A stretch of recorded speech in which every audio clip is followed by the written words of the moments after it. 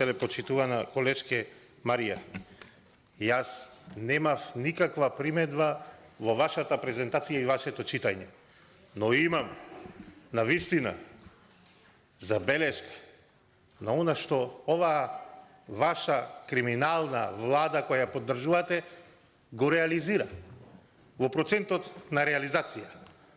И таман мислев да прекинеме со оваа дебата, ќе си заминував, ме испровоциравте со тоа, спочнавте пак да спомнувате капитални инвестиции. Колешке, цела држава ви се смее.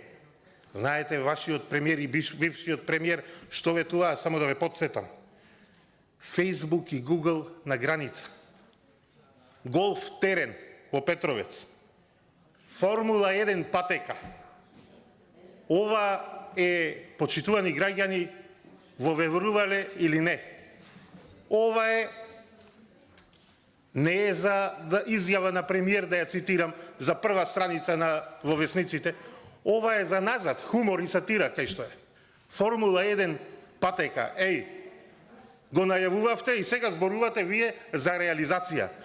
И тука еден многу убав проект, капитален, кој го најавувавте, се изнаредивте цела влада, пратеници во Тетово, фабрика за автомобили. Министер, до кај е та фабрика? Имаше во Тетово, се зафркаваја со вас количина, ви пуштаја на сред плоштад, производство од фабриката за автомобили. Само некои субвенции се дадоја, се планираја да се дадат, ко видовте дека скроз се зафркна работата, па ги укинавте и тие. Каде се капиталните инвестиции со тој бизнисменот Дака, што ви го ставаат на црна листа? Колешке, смешно е веќе да ги оптеретуваме граѓаните со една влада која е во заминување и една влада од која голем број на членови понатаму во најмала рака ќе треба да одговараат за тоа што го работеле и што го сработиле за во сопствените џебови.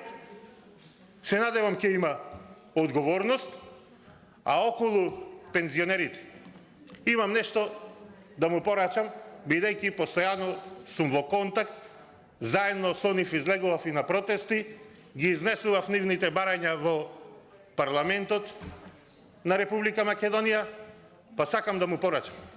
Почитувани пензионери, наредниве 5-6 месеци до избори ќе си ги земите, ќе си ги наплатите тие 1500 денари што ќе ви ги дадат, бидејќи се тие ваши пари, но со владата нова на ВМРО ДПМН вие ќе си го добијате вашето барање од 5000 денари линеарно покачување.